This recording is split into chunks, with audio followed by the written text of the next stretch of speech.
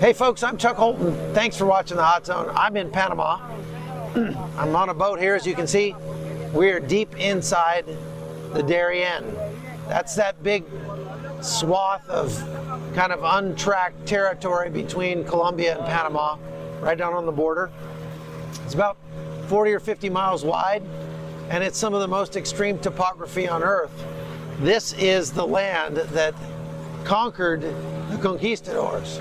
This is the land that has killed thousands of Westerners, Western explorers throughout history, as they've tried to tame this land. It's just not going to happen. There's no road through here, and there probably never will be because of the force of this water. It rains. The rain here is measured in feet, not inches.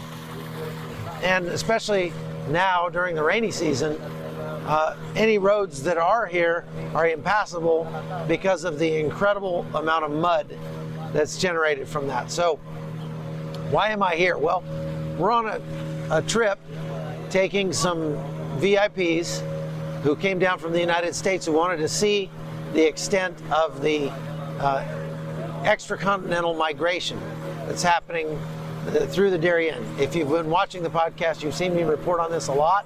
We've been to the Colombian side, where I was accosted by smugglers, and now we're on the Panama side. We've been here many times before.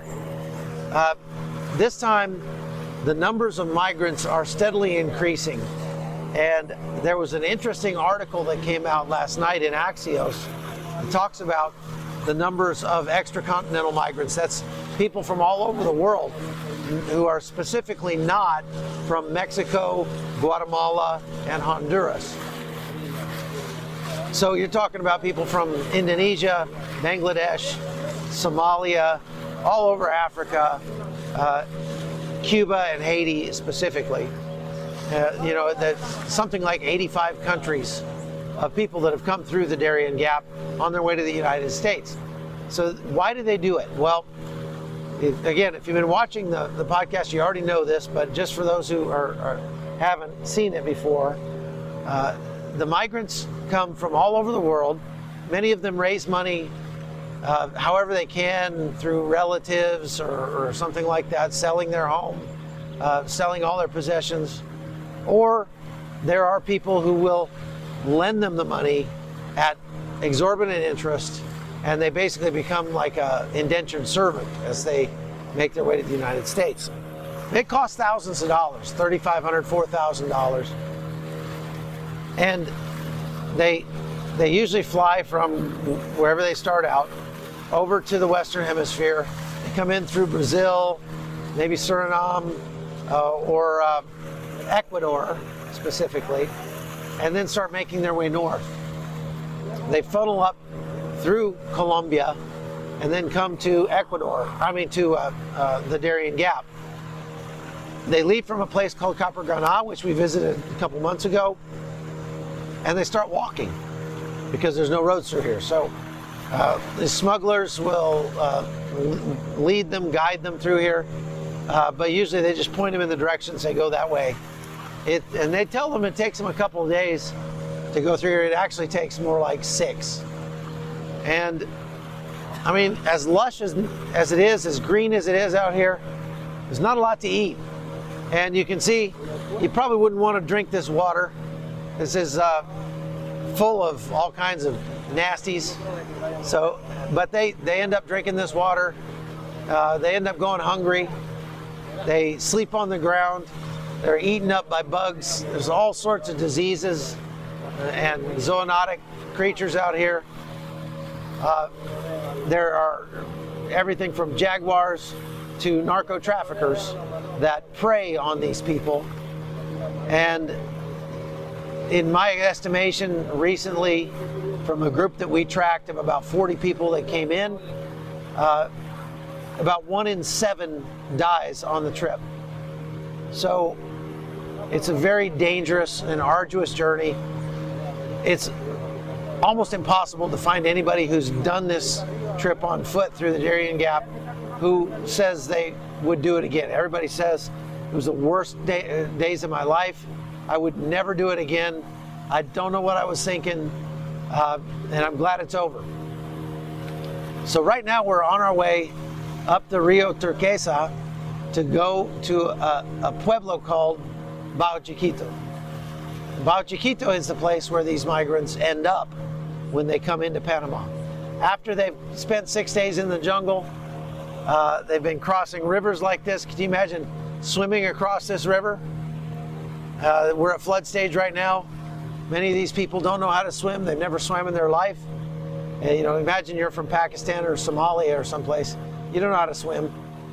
And you jump in a river like this, you're going to get swept away and get killed. That's what happens to many of them. And they're never seen or heard from again. So we're going to Bajo Chiquito, where they come out of the jungle.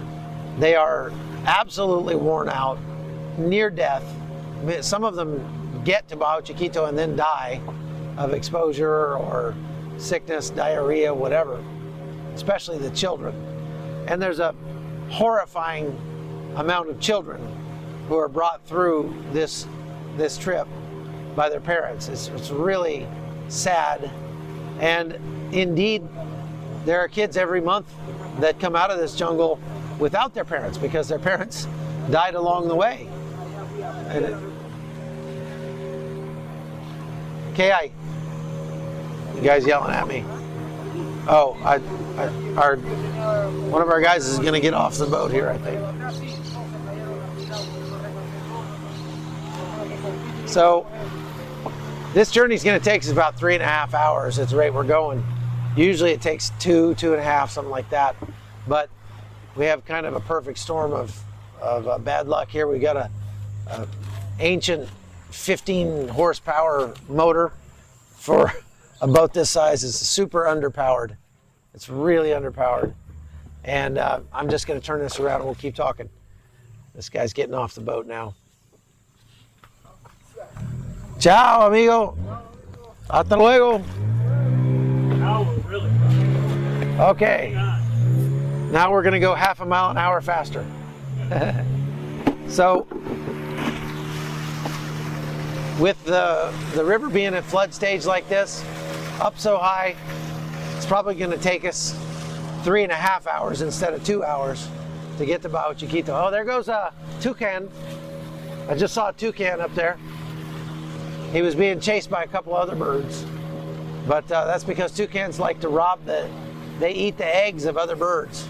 I didn't know that until recently. That's kind of gross. But anyway, so in Bajo Chiquito right now there are 300-400 migrants. That's not the highest number they've ever seen. They've seen numbers up to 3,000 or 4,000 migrants in the worst times.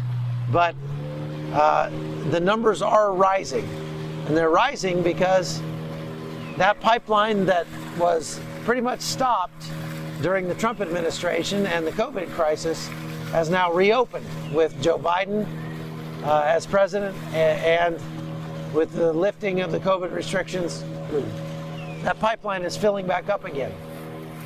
It's a pipeline that starts very far away, but this is the choke point. So the United States is trying to take advantage of the fact that everybody has to come through here.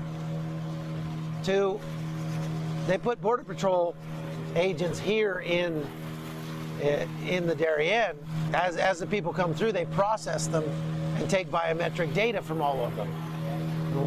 I'm hopefully going to talk to one of the agents that's doing that, find out what they've been able to ascertain from that data. I guess they're checking to see if these guys are on any kind of terror watch list or something like that.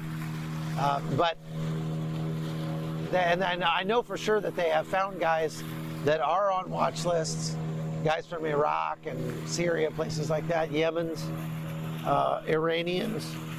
And we've actually run into people from countries like that on the times that I've been out here before too. So I'm interested to see Bajo Chiquito. I've never been there before, but I will bring you along, and in the next podcast we'll have a report from Bajo Chiquito. So stay tuned. I'm Chuck Holton. Thanks for watching.